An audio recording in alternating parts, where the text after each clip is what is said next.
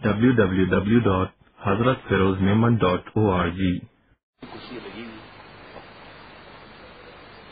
ہماری ماں بہن بہو بیٹیاں بھی آئی ہوئی ہیں، اس لیے تعارف کرا رہا ہوں، باقی تو تعارف کی ضرورت نہیں۔ ہماری خوش قسمتی ہے کہ ہمارے کراچی کے شورا کے ہمارے دوست تشریف لائے ہیں، بزرگ تشریف لائے ہیں۔ حضرت ڈاکٹر نوشاد صاحب دامت برکاتہم انشاءاللہ کچھ دیر دین کی بات فرمائیں گے۔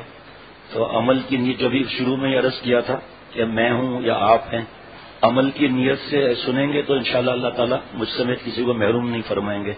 زیادہ تعارف میں پھر باقی چند منٹ باقی بچیں گے۔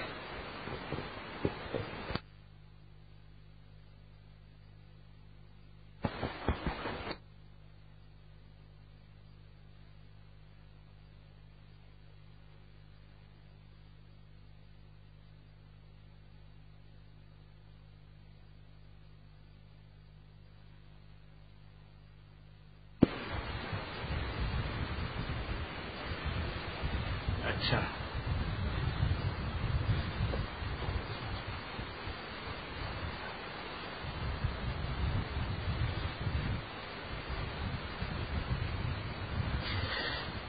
السلام علیکم ورحمۃ اللہ وبرکاتہ۔ بسم اللہ الرحمن الرحیم، نحمدہ ونصلی علی رسولہ الکریم۔ حضور صلی اللہ علیہ وسلم کی دعاؤں میں ایک دعا ہے، اللہم اجعلنی فی عینی صغیرا وفی اعین الناس کبیرا۔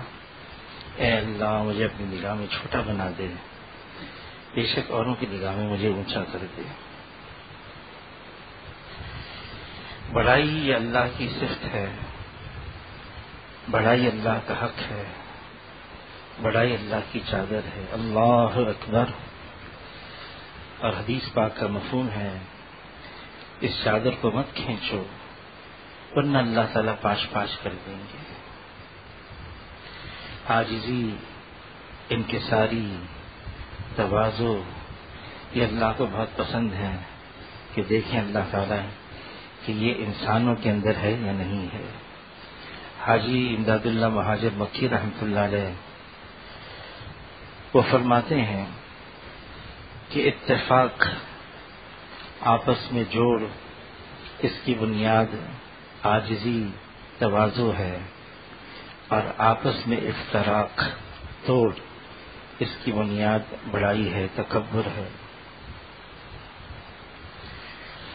حضور صلی اللہ علیہ وسلم نے ایسا معاشرہ قائم کیا تھا، اس معاشرے کا ہر فرد اپنی حیثیت کو مٹا رہا تھا، میں کچھ بھی نہیں، میری کوئی حیثیت نہیں ہے۔ اجماع امت ہے کہ انبیاء علیہ الصلوۃ والسلام کے بعد اگر درجہ ہے تو ابو بکر رضی اللہ تعالیٰ عنہ کا ہے، اور وہ مقام ہے کہ جناب رسول اللہ صلی اللہ علیہ وسلم فرماتے ہیں میں تمام کے احسانات کا بدلہ دے چکا ہوں، ابو بکر رضی اللہ تعالیٰ عنہ ان کے احسانات کا بدلہ اللہ تعالیٰ حشر کے میدان میں میری طرف سے خود عطا فرمائیں گے۔ لیکن ابو بکر رضی اللہ تعالیٰ عنہ ان کا حال اپنے بارے میں یہ ہے کہ تنکا ہاتھ میں لیتے ہیں، کاش ابو بکر یہ تنکا ہوتا، کاش میں مومن کے بدن کا بال ہوتا، کاش میں کسی درخت کا پتا ہوتا۔ اور ابو بکر رضی اللہ تعالیٰ عنہ جب یہ بات فرما رہے ہیں تو یہ ان کی دل کی آواز ہے، کوئی تصنع نہیں، کوئی بناوٹ نہیں، کوئی دکھاوا نہیں، جو دل میں ہے وہ ان کی زبان پر ہے۔ اور علماء حضرات فرماتے ہیں کہ انبیاء علیہ الصلوۃ والسلام کے علاوہ دو اشخاص ہیں جن پر اللہ نے جبرائیل علیہ السلام کے ذریعے سے سلام بھجوایا ہے، ایک خدیجہ رضی اللہ تعالی عنہا ہیں اور ایک ابو بکر رضی اللہ تعالی عنہ۔ اور اوروں کے بارے میں کیا فرماتے ہیں؟ ابو بکر رضی اللہ تعالی عنہ فرماتے ہیں کسی مسلمان کو حقیر نہ جانو کہ صغیر مسلمان بھی اللہ کی نگاہ میں کبیر ہے۔ عمر رضی اللہ تعالی عنہ جناب رسول اللہ صلی اللہ علیہ وسلم جن کے بارے میں فرمائیں میرے بعد نبی نہیں، اگر کوئی ہوتا تو عمر ہوتا، لیکن عمر رضی اللہ تعالی عنہ ساری رات روتے، کاش میری ماں نے مجھے جنا ہی نہ ہوا ہوتا۔ کسی نے کہہ دیا ہے عمر تمہاری وجہ سے دین چمک گیا، فرمایا نہیں، یہ دین ہے جس کی وجہ سے عمر چمکا ہے۔ آدمی اپنی حیثیت مٹا کر چلا جائے، یہ راستہ ترقی کا ہے اس کے لیے، میں کچھ بھی نہیں ہوں، میری کوئی حیثیت نہیں۔ اور اوروں کے بارے میں حضرت تھانوی رحمۃ اللہ علیہ سے کسی نے آ کے کہا کہ میں آپ کی مجلس میں ہوتا ہوں تو میری یہ کیفیت بن جاتی ہے کہ جتنے حاضرین مجلس ہیں میں اپنے آپ کو ان سب میں سب سے کمتر سمجھتا ہوں۔ تو حضرت تھانوی رحمۃ اللہ نے فرمایا میرا بھی یہی حال ہوتا ہے اس مجلس میں، میرا بھی یہی حال ہوتا ہے۔ آدمی اپنے آپ کو سب سے کمتر اور اوروں کو اپنے سے اچھا، خدا نہ خواستہ اگر کسی کی کمی سامنے آ جائے اور آدمی اس کو کم سمجھے تو وہ اپنی حیثیت اسی ختم ہو جاتی ہے۔ کسی نے کہا ظاہر نگاہ کم سے کسی رند کو نہ دیکھ، کیا جانے اس کریم کو تو پسند ہے کہ وہ۔ ہم نہیں جانتے اللہ کے یہاں کس کی کیا حیثیت ہے۔ جب جوانی تھی تو رمضان کے مہینے میں ہم جاتے تھے عمرہ کرنے، پھر وہاں پر مسجد نبوی میں بہت شوق تھا پہلی صف کا۔ اب تو وہ حصہ ہی انہوں نے صرف زیارت کے لیے مختص کر لیا ہے، وہ حصہ قبلے کی رخ کا جو حصہ ہے، تو وہاں پہلی صف میں ہم بیٹھتے تھے، بہت شوق تھا۔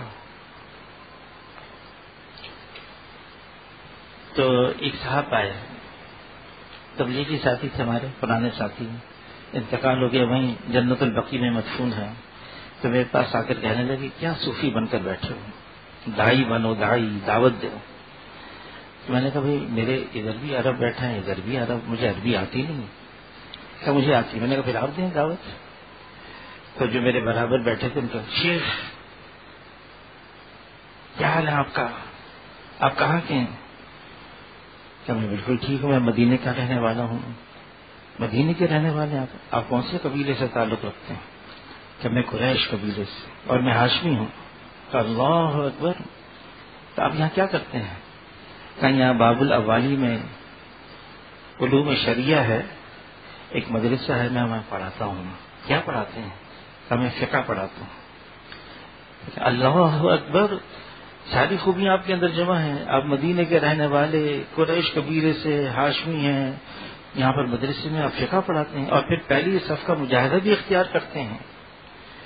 تو عرب کہنے لگا بات یہ ہے، یہ ساری خوبیاں اس وقت کارآمد ہیں اگر میرا خاتمہ ایمان پر ہو جائے، اور مجھے معلوم نہیں کہ میرا خاتمہ کس پر ہوگا۔ ہاں اس کی محنت کوشش کی جا رہی ہے۔ دوسروں کو اپنے سے اچھا سمجھنا یہ حضور صلی اللہ علیہ وسلم کی تعلیمات میں سے ہے۔ ہاں کوئی گنہگار ہے، گناہ سے تو نفرت ہو، گنہگار سے نفرت نہ ہو۔ حضور کی تعلیمات میں سے ہے دوسروں کی خوبیاں دیکھو، خامیاں نہیں، نظر آ جائے کوئی تعویل پیش کرو، اور اگر تعویل پھر بھی نہیں آتی دل اپنا صاف رکھو۔ انس رضی اللہ تعالی سے فرمائے اے انس، میری عظیم سنتوں میں سے ایک سنت یہ ہے کہ اپنا دل سب کی طرف سے صاف رکھو، کوئی میل نہ آئے۔ مولانا سعید خان صاحب رحمۃ اللہ علیہ فرماتے تھے دل میں کسی کے بارے میں کوئی کمی آ جائے، دل کی کدورت یہ اس راستے کی ترقی میں رکاوٹ بنتی ہے، مانے ہو جاتی ہے۔ پھر دل تو صاف ہونا چاہیے ہر ایک کے بارے میں۔ ہاں اپنے بارے میں ہم کچھ نہیں کہہ سکتے۔ عبداللہ ابن عمر رضی اللہ تعالیٰ عنہ بیت اللہ کی طرف اشارہ کر کے فرما رہے تھے اے بیت اللہ، تمہاری عظمت، تمہاری حرمت سے میں خوب واقف ہوں، لیکن ایک مسلمان، اس کی عظمت، اس کی حرمت تم سے عظیم تر ہے۔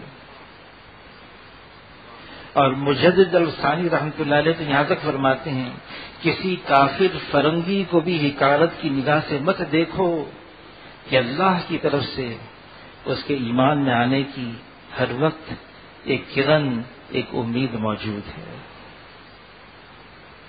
کس کا اختتام کیسے ہوتا ہے ہمیں معلوم نہیں. ہاں، اللہ سے اچھی امید باندھنی چاہیے. اب یہ امت ہے اور اس وقت جس آزمائش سے، جن مشکلات سے امت گزر رہی ہے ہمیں معلوم ہے، اور ان میں ایک سب سے بڑی اور بہت بڑی آزمائش وہ یہ ہے، یہ امت اب انتشار کا شکار ہے. آپس میں اکٹھا رہنا، مل کر رہنا، جڑ کر رہنا، یہ مشکل ہوتا چلا جا رہا ہے. بلکہ مولانا یوسف الجھانوی صاحب رحمۃ اللہ علیہ فرمانے لگے کہ جب دیندار لوگوں پہ اختلاف ہو جاتا ہے، مخالفت شروع ہو جاتی ہے، اور اگر وہ کچھ جانتے بھی ہوں تو پھر ہر ایک اپنے مخالف کو یہ ثابت کرنے کی کوشش کرتا ہے یہ سامنے والا تو شیطان ہے، اور وہ یہ ثابت کرنے میں لگ جاتا ہے میں تو فرشتہ ہوں. اور وہ ایسے اختلاف رائے یہ کوئی بری بات نہیں ہے. حضور صلی اللہ علیہ وسلم احزاب سے واپس آئے، غسل فرمایا، کپڑے تبدیل کیے، جبرائیل علیہ السلام تشریف لے آئے، آپ نے ہتھیار اتار لیے. تو پوچھا کیا حکم ہے، اللہ کا کیا حکم ہے؟ فرمایا کہ بنو قریظہ کی طرف جانا ہے. تو حضور صلی اللہ علیہ وسلم جلدی سے باہر آئے، فرمایا کہ کوئی اثر اس وقت تک نہ پڑے جب تک بنو قریظہ نہ پہنچ جائیں. صحابہ کرام جمع، کیا بات پیش آ گئی؟ تو اس طرح سے اب مشورہ ہونے لگا. یہ مشورہ جو ہے یہ اللہ نے اس امت کو خاص طور سے دیا ہے. یہ اجتماع القلوب کے لیے ہے، یہ دلوں کو جوڑنے کے لیے ہے. ہر ایک کی اہمیت اس میں آتی ہے. تو مشورہ شروع فرما دیا حضور صلی اللہ علیہ وسلم نے، کیا کریں، کیسے کریں. ایک جماعت بنائی جائے اور جماعت پھر وہاں پر پہنچ جائے. جماعت بناتے بناتے وقت لگا، جماعت تیار ہوئی اور اس کو بنو قریظہ روانہ کیا. راستے میں عصر کا وقت آ گیا، وقت تنگ ہونے لگا. ایک حصہ کہنے لگا کہ وقت تنگ ہو رہا ہے، نماز پڑھ لیں. کہ نہیں، اللہ کے رسول نے فرمایا وہاں پہنچ کے نماز پڑھنی ہے. تو وہ تو اس وقت اگر نکلتے، ہم دیر تاخیر سے نکلے. اب دو حصے، ایک حصے نے پہلے نماز پڑھ لی، ایک حصے نے وہاں پہنچ کے نماز پڑھ لی. واپس آئے، کارگزاری، تم نے وہاں پہلے نماز کیوں پڑھی؟ اے اللہ کے رسول، وقت تنگ ہو رہا تھا، وقت تنگ ہو رہا تھا اور نماز قضا ہونے والی تھی، اللہ کا حکم نہ ٹوٹ جائے اس لیے ہم نے نماز پڑھ لی. اچھا، اور آپ لوگوں نے وہاں کیوں نماز پڑھی؟ اے اللہ کے رسول، آپ ہی نے تو فرمایا تھا، آپ ہی نے تو فرمایا تھا وہاں پہنچ کر نماز پڑھیں. فرمایا دونوں نے اپنے لیے نہیں بلکہ اللہ اور اللہ کے رسول کے لیے کیا. اللہ کے لیے ہو سارا کام آسان ہے. غرض آ جاتا ہے، نفس، شیطان، نفسانیت، انانیت، جب یہ داخل ہو جاتا ہے کہ کام سارا خراب ہو جاتا ہے. اخلاص. مولانا یوسف صاحب رحمۃ اللہ علیہ مولانا احمد علی لاہوری رحمۃ اللہ علیہ کے پاس پہنچے جن کی زیارت کے لیے. تو مولانا احمد علی لاہوری رحمۃ اللہ علیہ فرمانے لگے یہ جو اللہ نے اس کام کو مقبولیت دی ہے معلوم کیوں؟ فرمانے لگے مولانا یوسف صاحب سے یہ تمہارے والد صاحب کے اخلاص کی وجہ سے ہے. مولانا یوسف بن نوری صاحب رحمۃ اللہ علیہ، طلباء نے ہڑتال کر لی، کھانے پر جلالی تھے بہت، اب بہت جلال میں تشریف لائے اور کوئی قریب نہیں آ سکتا تھا جب جلال میں آتے تھے وہ. اب وہ میر احمد لغاری صاحب اور مولانا اسماعیل بھامجی صاحب، میر احمد لغاری صاحب یہ تو جو پاکستانی طلباء تھے ان کے ذمہ دار تھے، مولانا اسماعیل بھامجی صاحب جو افریقن طلباء تھے ان کے ذمہ دار تھے. وہ سامنے کھڑے ہوئے، میری عمر بہت چھوٹی، میں سامنے تھا.